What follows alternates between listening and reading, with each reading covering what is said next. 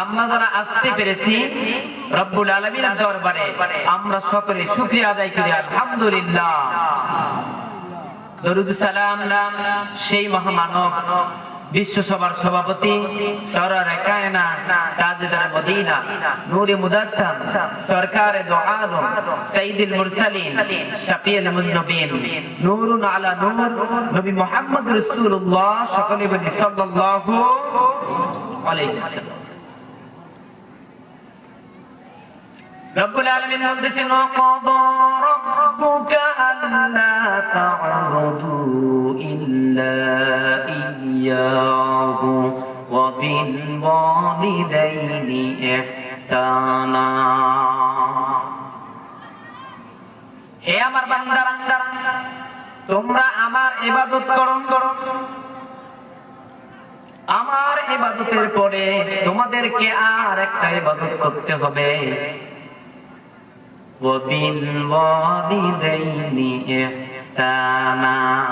তোমার পিতা এবং মাতা, বাবা এবং মা। পিতা মাতার সাথে আপনি আমি যদি ভালো ব্যবহার করি এটার ফল আমরা কি পাবো, আর যদি খারাপ ব্যবহার করি এটার ফল কি পাবো? আমরা সবাই একজন কাফের, যদি নামটা বলি সবাই চেনবেন, ফেরাউন যাকে বলা হয়, উনি কি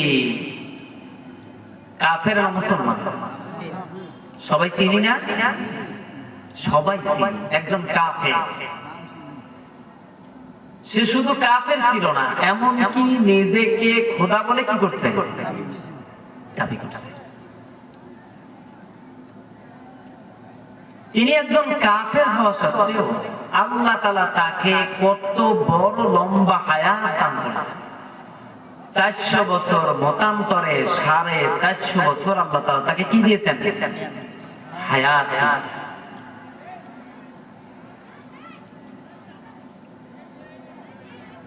এই হায়াত নেক, এক কথায় যে হায়াত আল্লাহ তাআলা মানুষকে বাড়িয়ে দেয়, পিতা মাতার দোয়ার বরকতেও সন্তানের নেক হায়াত আল্লাহ বাড়িয়ে দেন, বলি সুবহানাল্লাহ।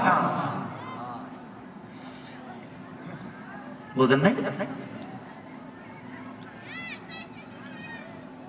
ফিরআউন লম্বা হায়াত পেয়েছে, কিন্তু সে অনেক বড় জালিম ছিল। এমন জালিম ছিল তার আমলে, যখন গণক ছিল, গণক ওই সময় তারা গণককে বিশ্বাস করত। আমরা যেমন কবিরাজের কাছে যাই না, এমন ওই সময় গণক ছিল। গণকের কাছে গিয়ে যখন দেখছে গণক বলছে, ফিরআউন তোমার সময় বেশি নাই, তোমার দেশের মাঝে এমন একজন ছেলে আসতেছে, যে ছেলেটা জন্মগ্রহণ করলে তোমার রাজত্ব আর কোনোদিন টিকবে না। কথা বুঝছেন? ফিরআউন বলে কি কয়, ছেলে জন্মগ্রহণ করলেই তো আমি শেষ। সমস্ত সৈন্য বাহিনীকে অর্ডার দেওয়া হলো, যতগুলো ছোট্ট ছোট্ট বাচ্চা আছে তার মায়ের কোল থেকে কেড়ে নিয়ে তাকে হত্যা করে দাও, এবং যতগুলো গর্ভবতী মায়েরা আছে এই মায়েদের গর্ভকে পেটকে চিরে ফেলে যদি মেয়ে সন্তান হয় রেখে দিও, আর যদি ছেলে সন্তান হয় ওটাকে সাথে সাথে তোমরা হত্যা করে ফেলিও। কারণটা ছিল কি? যে গদি ক্ষমতা কি ছিল?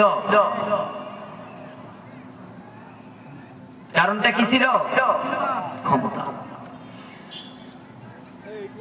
উনি এভাবে এতগুলো সন্তানকে হত্যা করেছে, 9 লক্ষ মতান্তরে 9.5 লক্ষ সন্তানকে হত্যা করেছে। যেই মাদের সন্তানকে হত্যা করেছে ওই মায়েদের বুকে কি কষ্ট নাই? যে বাবাদের সন্তানকে হত্যা করেছে ওই বাবাদের বুকে কি কষ্ট নাই? তারা কি আল্লাহর কাছে দোয়া করে না? তারা কি আল্লাহর কাছে ফরিয়াদ করে না? করে না? আজকে যদি আপনার আমার সন্তানকে কেউ অন্যায় ভাবে, কিভাবে অন্যায় ভাবে মেরে ফেলে, তাহলে আপনার আমার কলিজা কাঁদবে কি কাঁদবে না, কাঁদবে কি কাঁদবে না। হয়তো আপনার সামর্থ্য নাই, শক্তি নাই, আপনি তাকে প্রতিহত করতে পারতেছেন না, কিন্তু আপনার আমার ডাক শুনতেছেন কে? আল্লাহ সুবহানাহু ওয়া তাআলা। আমরা একটু জিকির করি, লা ইলাহা লা ইলাহা লা ইলাহা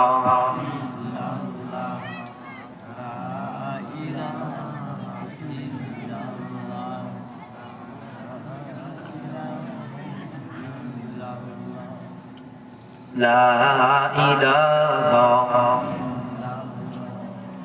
লা ইলাহা ইল্লাল্লাহ মুহাম্মাদুর রাসূলুল্লাহ সাল্লাল্লাহু।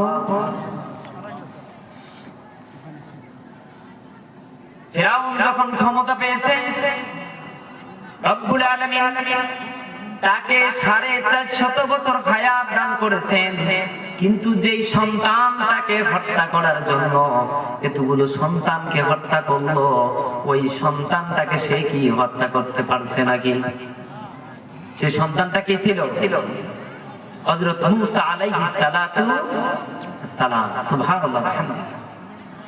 উনি পৃথিবীতে আছেন, অনেক ঘটনা, বিশাল বড় লম্বা ঘটনা, এত কিছু করবো না। অথচ ওনাকে লালিত পালিত আল্লাহ তাআলা করেছেন ফিরআউনের নিজের ঘরে।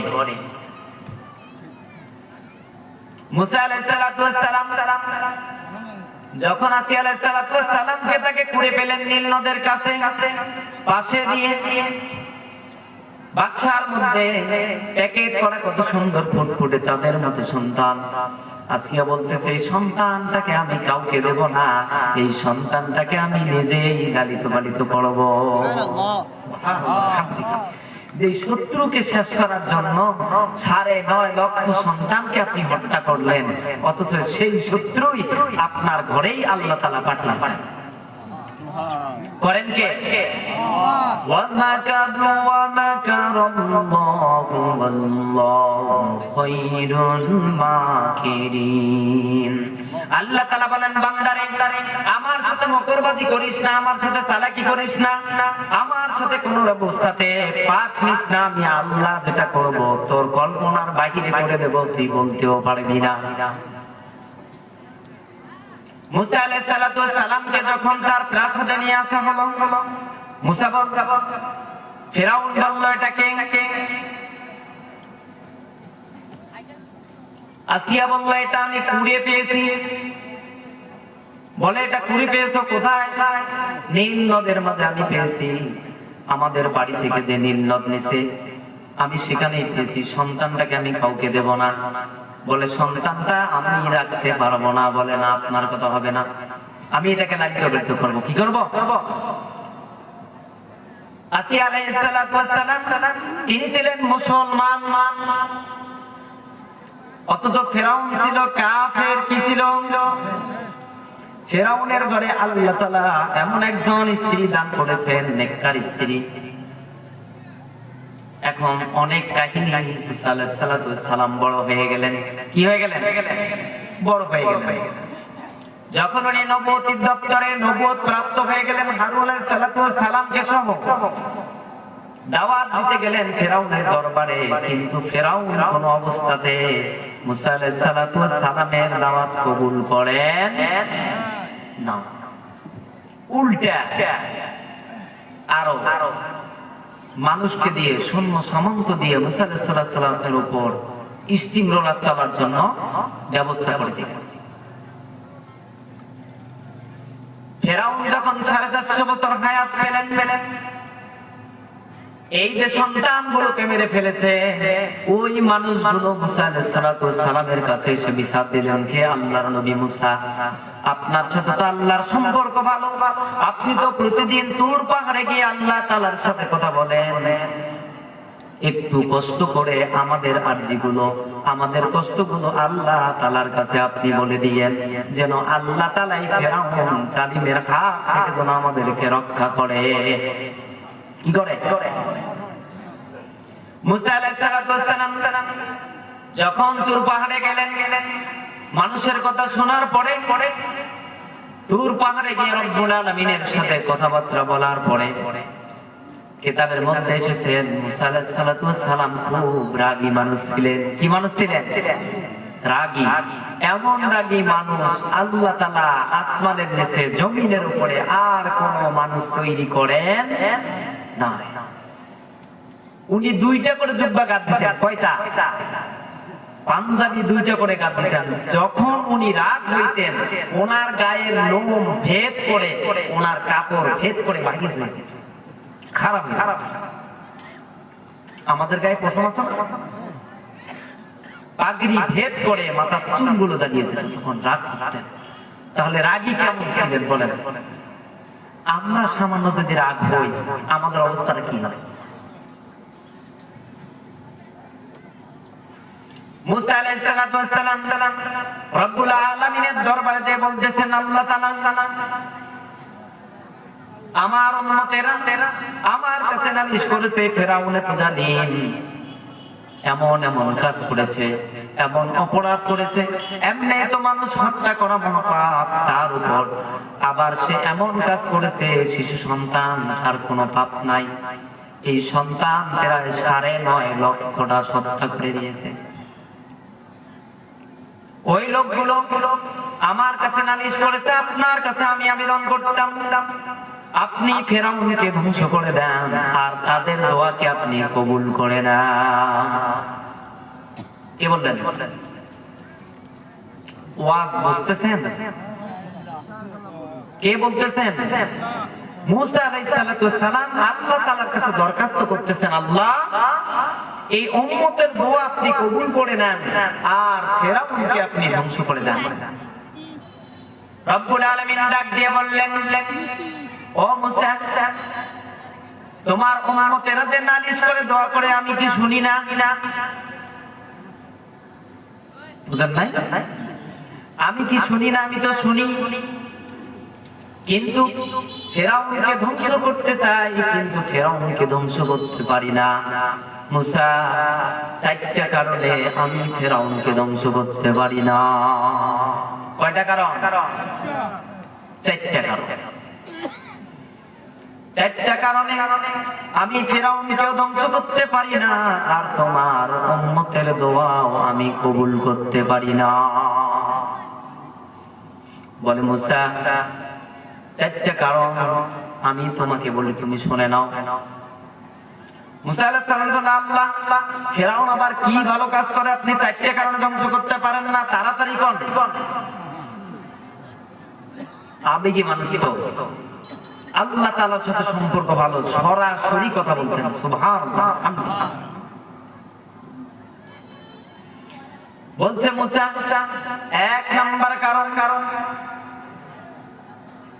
আমি ফেরাউনকে ধন সম্পদ দিয়েছি, এত পরিমাণে ধন সম্পদ দিয়েছি তার কোনো শেষ নাই, কিন্তু ফেরাউনের মনটাকে এমন বড় করে দিয়েছি, ফেরাউনের কাছে যেই লোক আসে, যেই জন্য আসে সে সাথে সাথে দিয়ে দেয়। একটা বারের জন্য লোকটাকে জিজ্ঞাসা করে না তুমি কি করবা, সাথে সাথে দিয়ে দেয়। ওই লোকটা যদি পরের দিন আসে আবার দিয়ে দেয়, যদি পরের দিন আসে আবার দিয়ে দেয়। একবারের জন্য জিজ্ঞাসা করে না তুমি না কালকে আসছিলে, আবার আজকে কেন আছো। এই যে সে বিনা হিসাবে তার 2 হাতে যা ধরে তা দান করে দেয়, এই আমলটা আমার খুব ভালো লাগছে রে মুসা, এই আমলটা আমার পছন্দ হয়েছে, এই কারণে আমি ফেরাউনকে ধ্বংস করতে পারি না আর তোমার উম্মতের দোয়াও কবুল করতে পারি না। অবস্থা দেখছেন? একজন কাফের দান করতেছে আল্লাহর রাস্তায় না, এমনি তাদের তো আল্লাহর রাস্তায় নাই, তাদের বিনিময় দুনিয়াতে কি শেষ। আল্লাহ তাআলার কাছে পছন্দ হয়েছে এই জিনিসটা, আল্লাহ তাআলা ফেরাউনকে ধ্বংস করেন। এভাবে জীবন চলতে যাইতেই আছে। তার হৃদয়টাকে এত বড় করে দিয়েছি, সাহাবায়ে কেরামদের দিকে যাই। হযরত ওসমান গনি রাদিয়াল্লাহু তাআলা আনহু, আল্লাহ তাআলা তাদেরকে কি বড় মন দিয়েছেন, কি ধন দিয়েছেন, কত বড় সম্পদের মালিক দিয়েছেন। হযরতে ওসমান রাদিয়াল্লাহু তাআলা আনহু ওনার যে সিন্ধুকের চাবি, গোডাউনের চাবি, 70টা উট বহন করতে চাবিগুলো, সুবহানাল্লাহ ওয়া বিহামদিহি। কতটা উট? তাফসীরে আছে যে 70টা উট চাবি বহন করত। আচ্ছা, একটা তালার জন্য কয়টা চাবির দরকার? কথা কয় না, কয়টা? একটা। তাহলে উট যে চাবি বহন করে, তাহলে কত কোটি চাবি হইতে পারে এবার হিসাব করে। তার সম্পদ কত আল্লাহ তাআলা দিয়েছেন।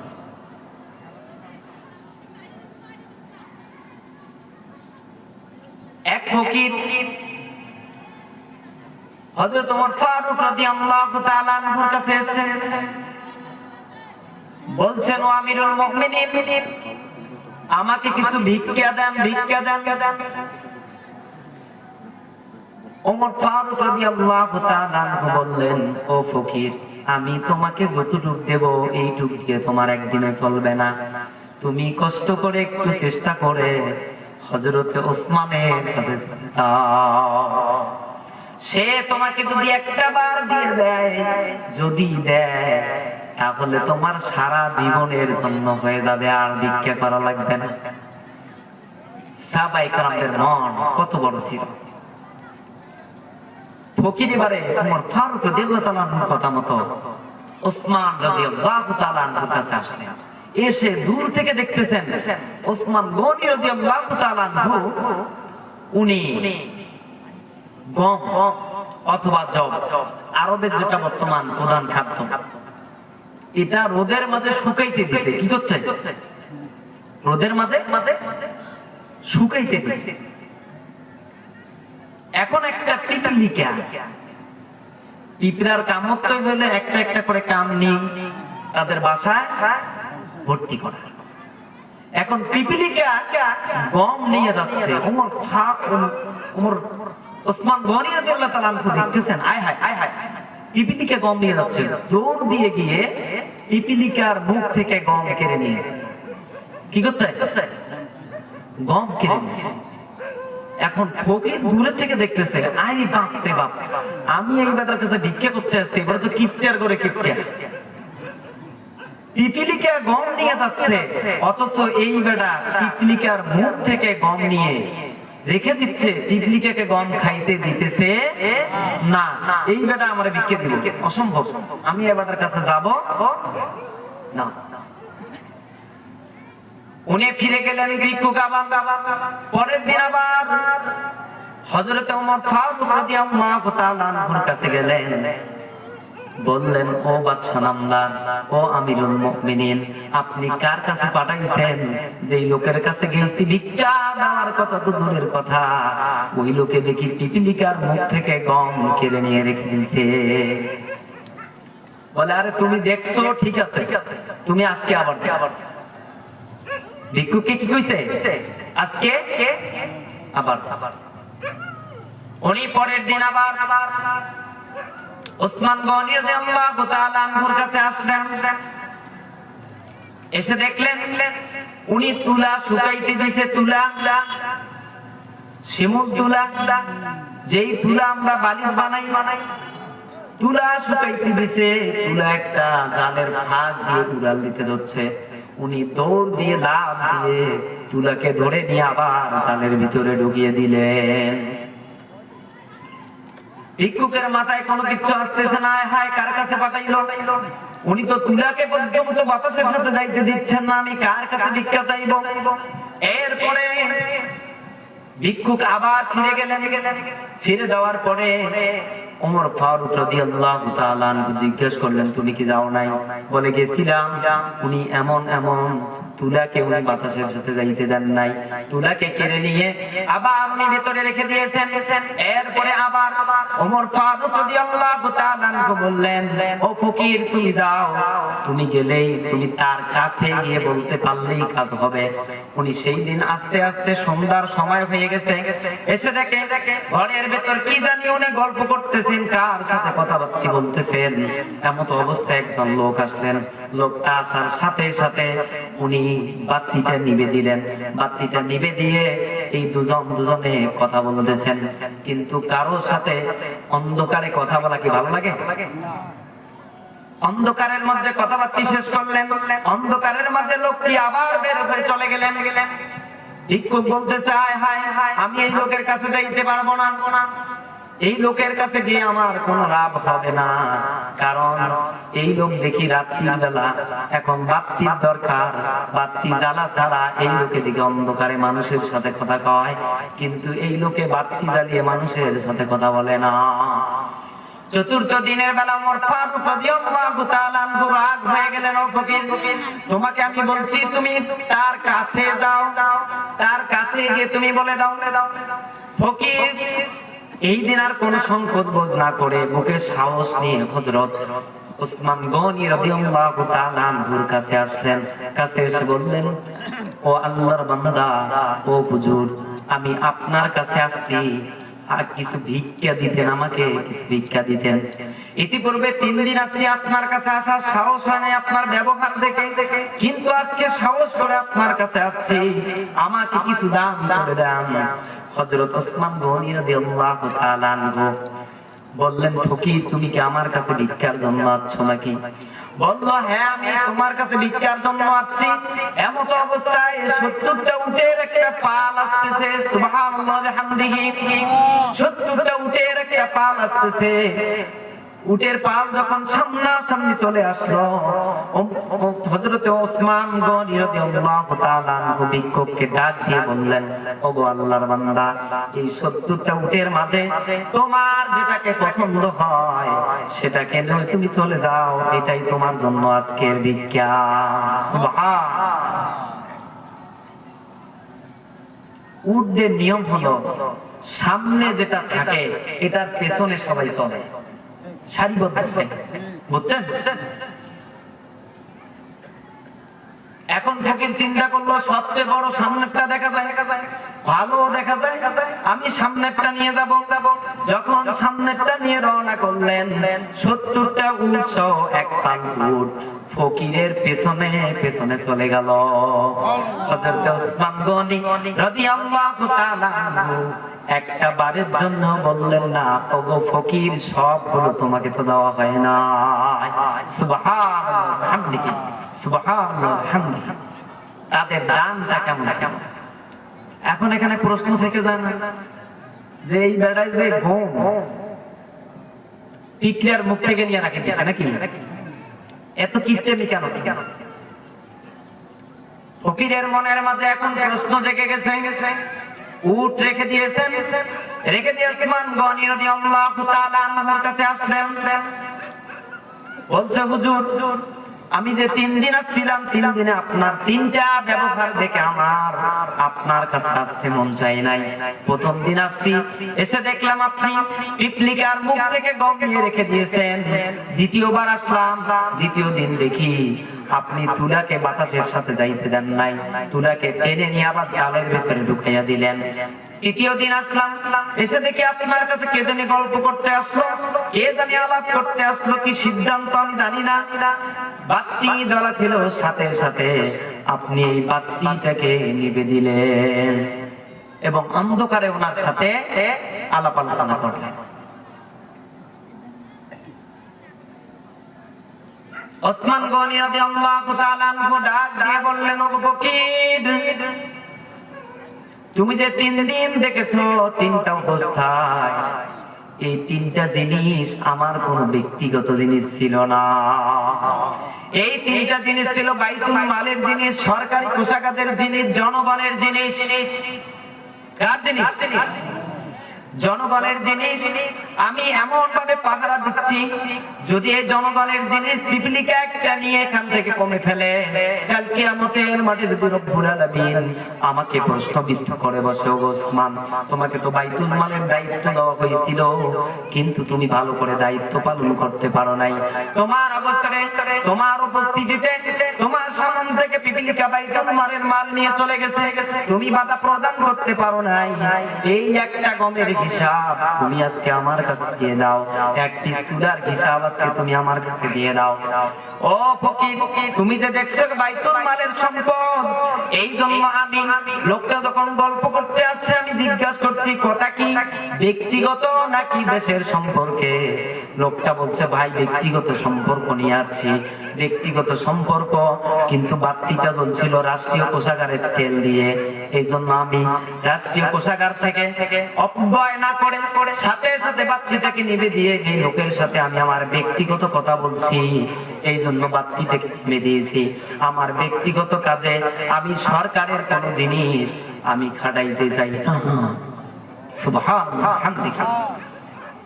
আজ বাংলাদেশের অবস্থা, মন্ত্রী মিনিস্টাররা গততে জনগণের সম্পদ লুট করে 94 মিলিয়ন মার্কিন ডলার বিদেশের মধ্যে পাচার করে। ঠিক না ঠিক?